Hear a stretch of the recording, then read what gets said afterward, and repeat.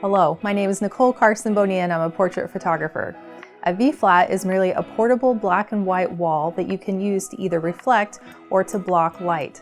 And the more lightweight and compact it is, the easier it is for you to take it on location.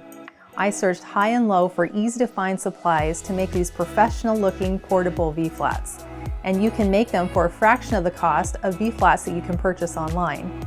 This is now my favorite method and I am so excited to share it with you. And as an added bonus to this video, I'll show you how to make this easy bag for transporting and protecting your V-flats.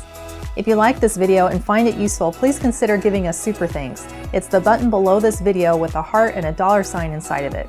Your small contribution can help me continue making free videos to share with you. And your comment will jump to the top of the comment feed and I can give you a special shout out. And also, please click the like and subscribe buttons below. I know, so many buttons, but they're super simple and they make a big difference.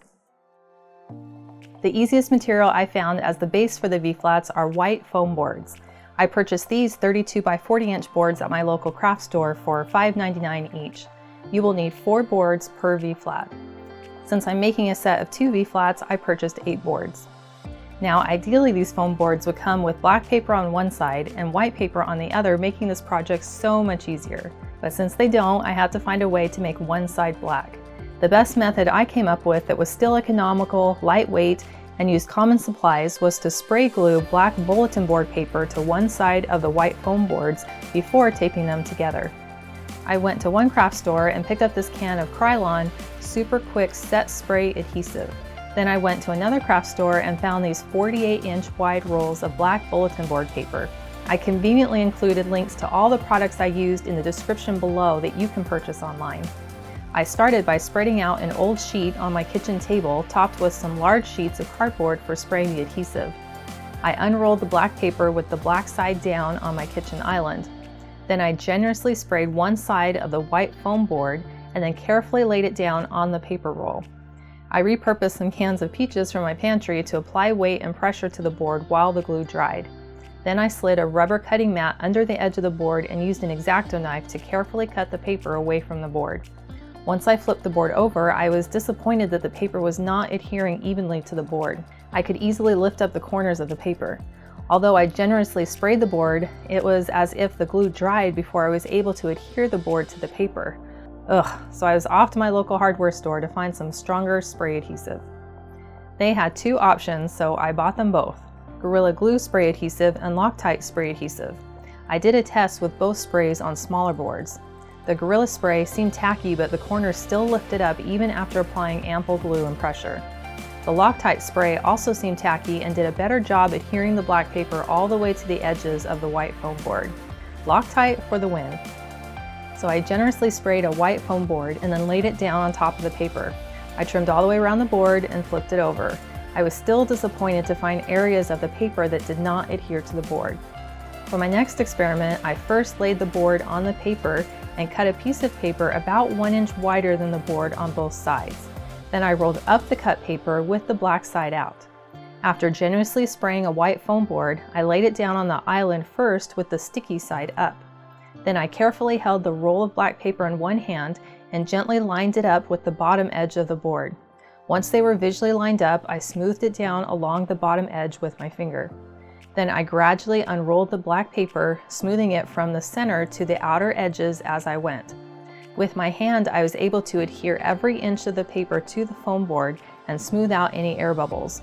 Then I flipped the board over and trimmed the paper off using my rubber cutting mat and X-Acto knife. This worked great. So I repeated this process for all 7 boards.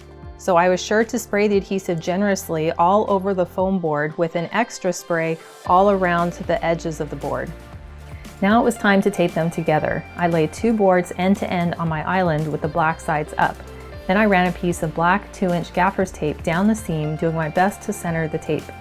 With a pair of scissors, I cut the end of the tape for a clean finish. Here's a diagram of the side view you can pause on if needed. This creates the inside of the one-way hinge. Then I folded the boards in half with the black sides together and flipped them over. I used 2 clamps to hold them in place. Now I used my white 2-inch gaffer's tape and centered it over the top ends of the board. I gradually pressed down the tape, doing my best to keep it centered. I trimmed the tape flush with the end of the board with a pair of scissors. Then I gradually started pulling the tape down both sides of the boards about every few inches. This made it much easier to go back over the tape with my fingers to smooth out any creases. Here are two diagrams of the one-way hinge it created that you can pause on if needed. I repeated these same steps for the second set of boards. The next step was to tape the two sets of boards together on the bottom half with a two-way hinge. I laid the sets of boards on top of each other with the black sides facing in. I used two clips to hold the boards together. Then I started with a strip of white 2-inch wide gaffer's tape along the edge of both boards, but only on the bottom set of boards. I was careful to center the tape over the ends. Once I trimmed off the tape with a pair of scissors, I flipped the boards over.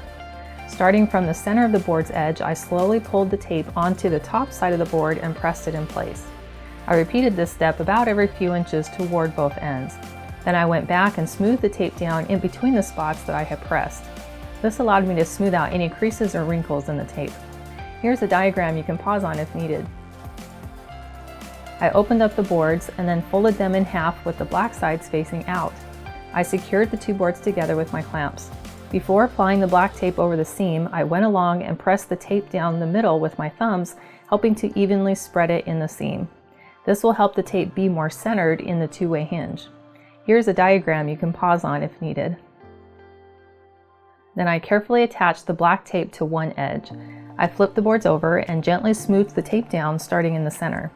Here are two more diagrams showing the two-way hinge that was created, and you can pause on these if needed. I cut 4 1.5-inch strips of the loop or the soft side of my Velcro or hook and loop tape. Be sure to use the non-adhesive kind. I used hot glue to attach them to the top half of the white side of the V-flat. Then I cut 2 2-inch strips of the hook or scratchy side of my hook and loop tape. These will act as straps that will remain loose. This is why you want non-adhesive Velcro. When the V-flat is set up, the straps form the hinge, and when the V-flat is folded, I attach the strap to hold the boards together. If you find any of the edges of the black paper lifting off from the white foam board after you've glued them down, I suggest these two options. One, you can gently lift back the paper and apply a strip of glue from a glue stick and then press the paper down. You can also apply a strip of black gaffer's tape all the way around the edges of the boards. To do this, begin the strip of tape at the middle hinge of one side of the V-flat. This will allow the hinge to still open easily. Neatly cut the edge of the tape with a pair of scissors. Firmly press the tape in place on top of the board. Then firmly press the tape down on the slim edge of the board. Once that is in place, gently smooth the tape down on the underneath side. I found it worked best to press it down every few inches before going back and pressing it all the way down. This made it easy to smooth out any creases or air bubbles. I repeated this step all the way around the boards except for the inside edge where the Velcro is. Remember to start and stop the tape between the hinges so they can still open properly. I chose to use black tape and start from the black side so the black side of my boards would be completely black. I was okay with the black tape showing on the white side. But you could also use white tape if you prefer to not have black tape showing on the white side. To help protect the edges when traveling, I made this simple carrying bag. I went to my local craft store and bought some medium weight cotton fabric with this gray-black graphite pattern. This fabric was extra wide, so I only needed about 1 1/8 yards. In the description below, I included the amount of yardage you'll need depending on how wide your fabric is. First, I cut 2 pieces of fabric measuring 38 inches by 44 inches for both sides of the bag. I folded the fabric in half to make cutting easier and used the grid lines on my cutting board to make sure my cuts were square.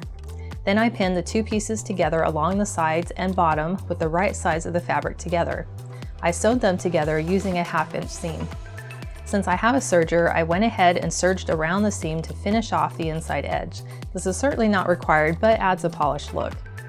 To make the mitered corners in the bag, I opened up the corner and folded it in half with the seams on top of each other, making a triangle. Then I took my measuring tape and positioned it so the width measured 2 inches. Then I marked a straight line with my chalk and pinned the corner in place. I repeated this step for the other corner. Then I stitched along the chalk line on both corners. This step is definitely optional, but will give you a cleaner finish. Next, I pressed all my seams open on my ironing board. Pressing as you go makes the project flow much more smoothly and gives you the pro look. To make the cuff around the top of the bag, I folded over a 1/2 inch of fabric and pressed all the way around the top of the bag. Then, using a small ruler, I folded the fabric over again, making a 2-inch cuff. Then I pinned the cuff in place all around the top of the bag. On my sewing machine, I stitched the cuff in place about a 1/4 inch from the edge of the 1/2 inch fold line. To make the straps, I cut 2 pieces of fabric 4 inches by 14 inches. I folded each piece in half along the long edge and pinned around the 3 open edges. On my sewing machine, I stitched a 1/4 inch seam around the 3 sides. On the long edge, I stopped the seam a couple inches from the center and then continued it again, leaving about a 2-inch gap. Then I went to my ironing board and used the seam opening to turn both straps right side out. I used a pair of scissors to push out the corners inside the straps. Then I pressed the straps with my iron, gently folding the fabric in place in the 2-inch opening. On my sewing machine, I top stitched around all 4 edges of the straps about a 1/4 inch from the edge. This seam closed up the 2-inch openings I had used for turning the fabric. To pin the straps to the bag, I folded the bag in half and placed a pin in the crease to locate center. Then I laid the straps with 4 inches between both straps on the top of the bag and pinned them in place. The bottom edge of the strap was lined up with the bag cuff seam. I flipped the bag over and lined up the second strap directly over the first strap and then pinned it in place. Then I sewed both straps to the top of the bag. I sewed about a 1/4 inch from the edge around all 4 edges of the straps where they overlapped the bag cuff.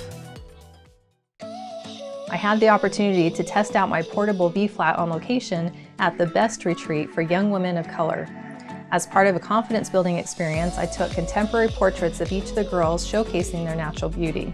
The home that was rented for the retreat had this large bay window in the master bedroom. The morning light was coming in through the left window, so I decided to work with it as the direction of the key light. I started by taping up a sheer curtain over the center window to soften the backlight. I also needed to add a sheer curtain over the left window to soften the direct sunlight coming into the room. I had only brought 1 sheer curtain with me, so I opened up my 5 by 7 foot reflector.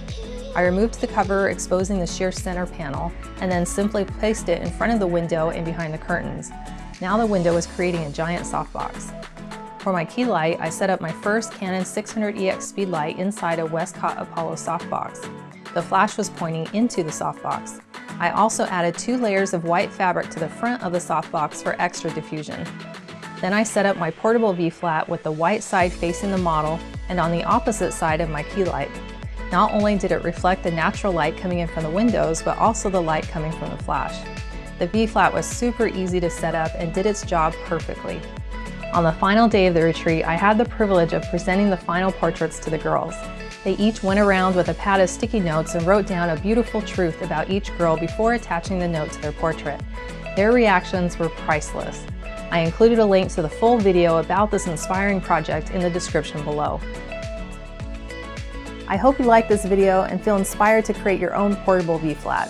Please consider giving us super thanks. It's the button below this video with the heart and the $ inside of it. Your small tip or contribution can help me keep making free videos that I can share with you. And also, please don't leave without clicking the like and subscribe buttons. And thank you in advance.